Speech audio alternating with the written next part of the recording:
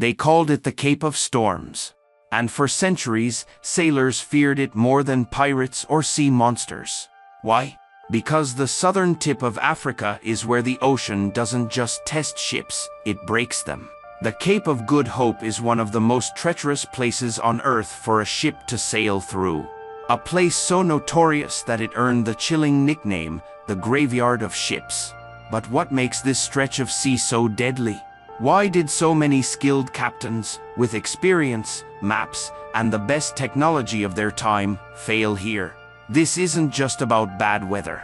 It's about nature's fury, colliding currents, and a coastline that swallows steel. In this video, we're exploring the deadly beauty of the Cape of Good Hope. We'll uncover the brutal forces behind its maritime disasters and tell the stories of ships that vanished into the waves, leaving behind legends and wreckage. The Cape of Good Hope is stunning. Jagged cliffs plunge into the ocean, waves crash in cinematic fury, and winds howl like ghosts from the deep. Tourists come here to admire its rugged beauty, but few realize they're standing on the edge of a maritime grave. This is where the cold Benguela current from Antarctica meets the warm Agulhas current from the Indian Ocean. The clash creates violent swells and unpredictable storms. Sailors could be basking in sunlight one minute and engulfed by a tempest the next. To 15th century explorers, this place looked like the end of the world. With no GPS, no weather forecasts, and fragile wooden ships, the odds were stacked against them. But they sailed anyway, for spice, for gold, for empire. For some, the Cape offered a gateway to riches. For others, it was the last thing ever saw, their dreams dashed upon the rocks. At first glance, it seems like a cruel coincidence.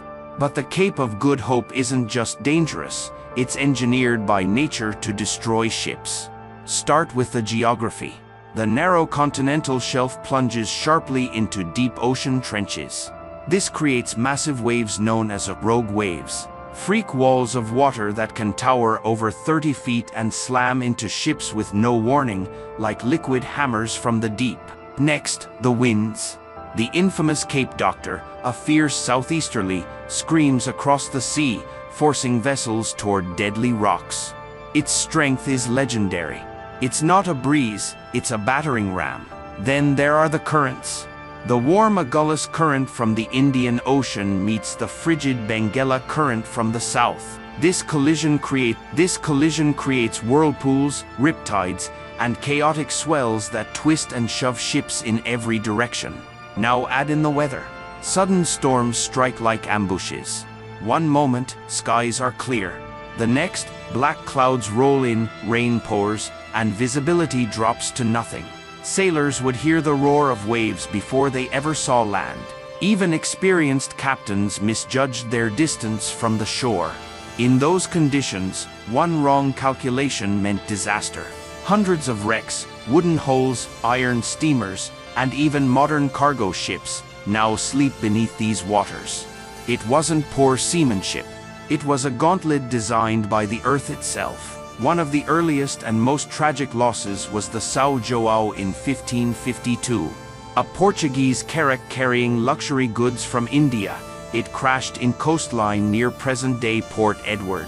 Survivors marched for months through the wilderness. Only a handful made it. It was the beginning of a deadly legacy. Then came the Birkenhead disaster in 1852, a troopship carrying British soldiers, women, and children. It struck rocks near Gansby and began to sink rapidly. With lifeboats limited, soldiers famously stood at attention, allowing the women and children to board first. Over 400 died. Their discipline became known as the Birkenhead drill, the origin of women and children first. In 1977, even modern ships weren't safe. The oil tanker Wafra ran aground and broke apart, leaking tons of crude into the sea. Despite all the technology, the Cape struck again, indifferent to progress. There are hundreds of wrecks beneath these waters. Some historians estimate over 3,000 ships have met their end here. Ghost stories abound, flickering lights seen at sea, voices heard on stormy nights, and phantom ships appearing out of the mist. Sailors whisper about cursed waters and restless souls. Divers still find relics, rusted anchors, shattered ceramics, cannons covered in coral. Each one tells a story of ambition, miscalculation, and human frailty. These are not just accidents. They are cautionary tales etched into the ocean floor. Because around the Cape, the price of error has always been death, swift, cold, and final. The Cape of Good Hope today is a place of breathtaking views, nature reserves, and scenic hikes. Tourists snap photos, watch seabirds soar, and admire the dramatic horizon, but the waves, history sleeps undisturbed. Each shipwreck down there is a frozen moment in time, a reminder of how ambition and exploration always come with risk. A map might mark it as a shortcut between oceans, but for sailors, it was a test of fate, one many didn't survive. The graveyard of ships isn't just a name. It's a warning whispered by the sea: respect the ocean or be consumed by it. And yet, there's something profoundly human about the way we kept sailing into danger, again and again, for the sake of discovery, trade, survival, and dreams of glory.